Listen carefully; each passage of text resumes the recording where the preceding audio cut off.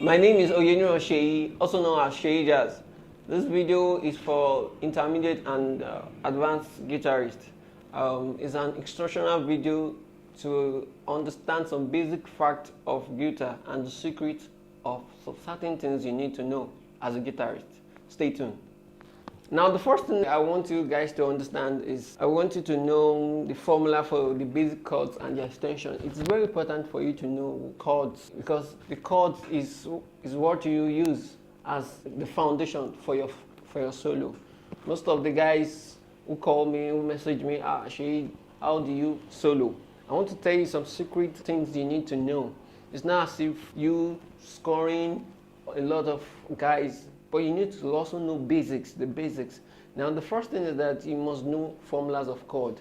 You must understand chord, the basics of chords. It will help you to enhance you.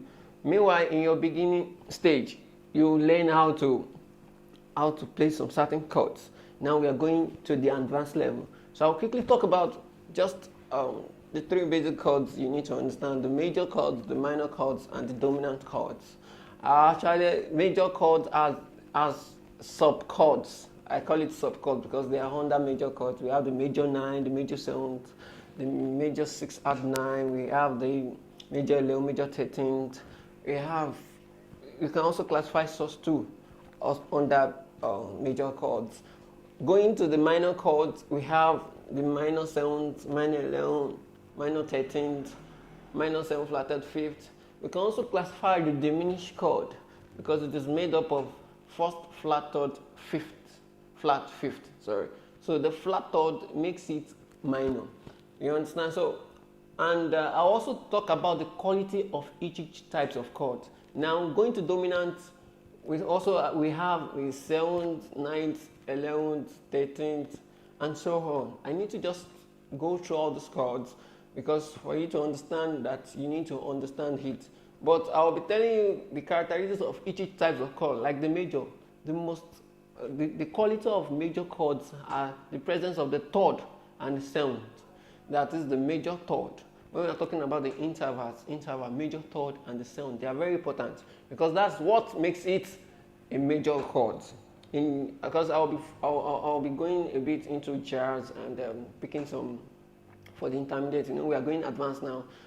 Some people call it jazz chord, but it's under chord too. But you need to understand the basic things that are made up of this chord. And we have the third and the seventh, which is mi and ti, the common software notation, and that's what makes it a major chord. Now, for example, let's look at the major seventh chord. Looking at major seventh chords,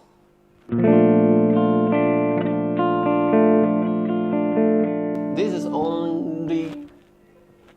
the fifth string.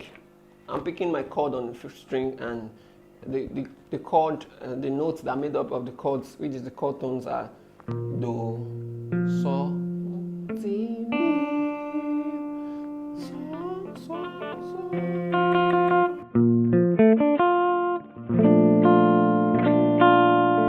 We also have another inversion of it. This so, do, mi, ti. We also have another inversion. Do, mi, so, ti.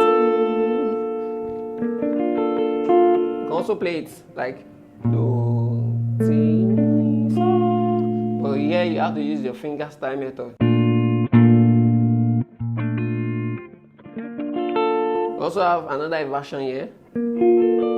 So do, so, ti. And another inversion. Do, mi, so, ti. So, can you see? You need to understand this chord. And what makes it a major seventh chord is the presence of this.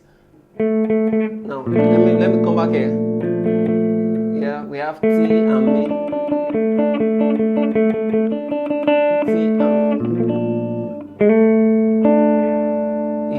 It's one of those. It's these two notes makes it a major seventh chord.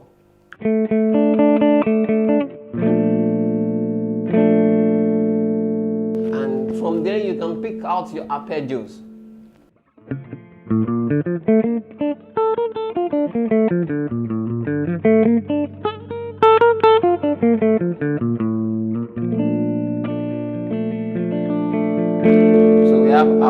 major 7th chord.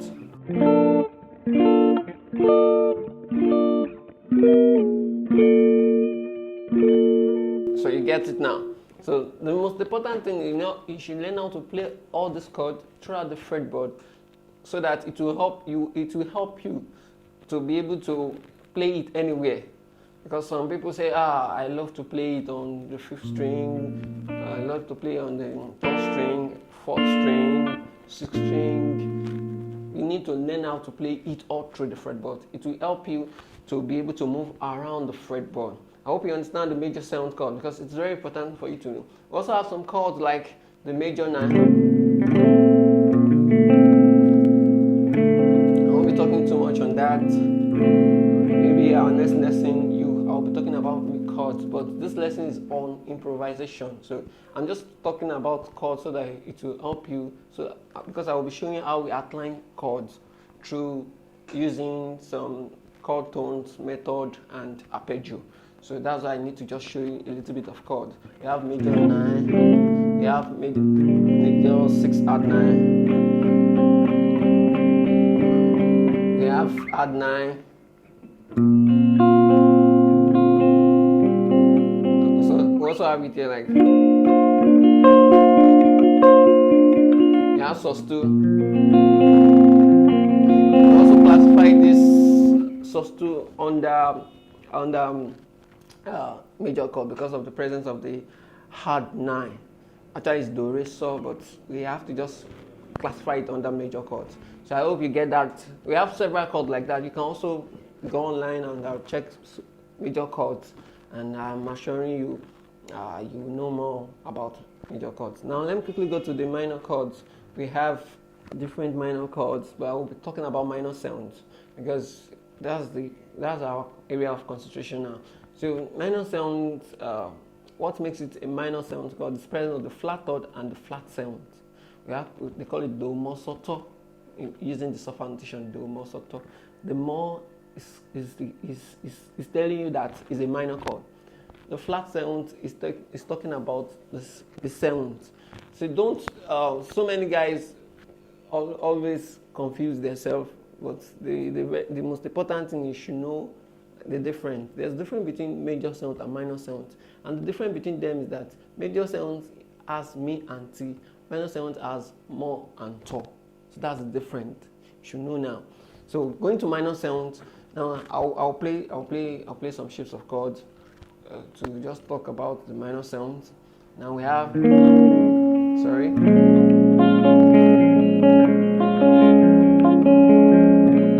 picking it on the fifth string. We have do, so, do,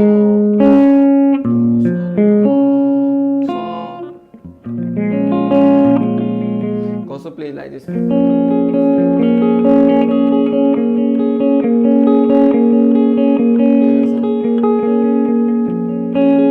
Play like this, another shape of minor seventh.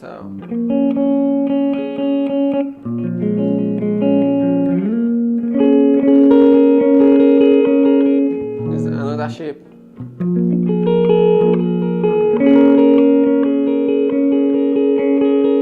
You can also play like this.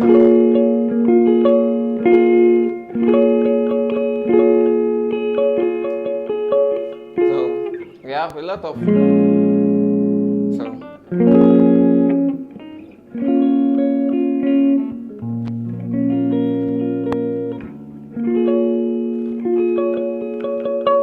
so you can also browse more on minor sound shapes. We have more than 10 versions. I'm quickly just trying to show you that you need to know at least 5 of them throughout per string.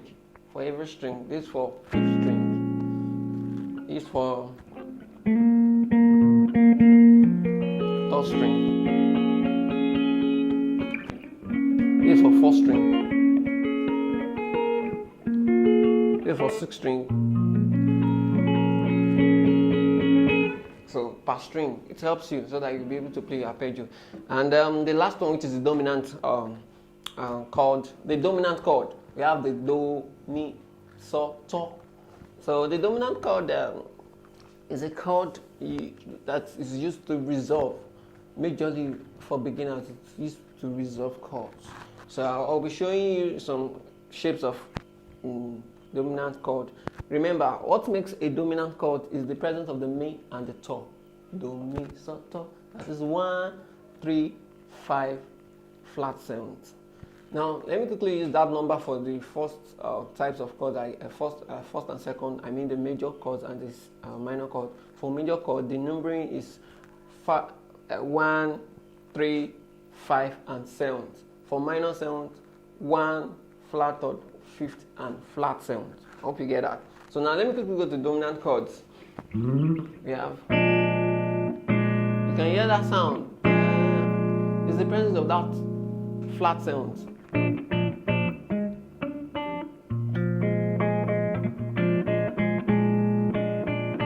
Here we have do, so, do, mi.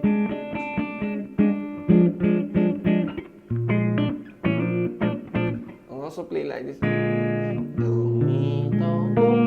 Here we don't. Here there's the fifth. The fifth is not part of the chord because it's usually not needed at the point. Sometimes in playing dominant chord, you have do, mi, do, do. Please. Do, so, do, mi. You can also play like this. So, do, mi, do. Also play. Oh, this one is do, so, do. That's do, mi, so, do, mi, so, do. So the full chord here is picking our root from the 6th string. You can also play it like this. Do, mi, do, do. You can also play it like this. Do, so. Do, so. Can you see? Do, so, do, mi. Do, so, do. So it's very important for you to know all the shapes of chords. It will help you. You need to know how to play it. There's no shortcut. So I think you're able to understand some basic chords, but we also have some types of chord like the altered chord. That's when you have the flat 5th, flat sharp 5, flat 9, sharp 9. But actually we are not really into that now. We're not really into that now. So basically, we are just working on the major, minor, and the dominant types of chords.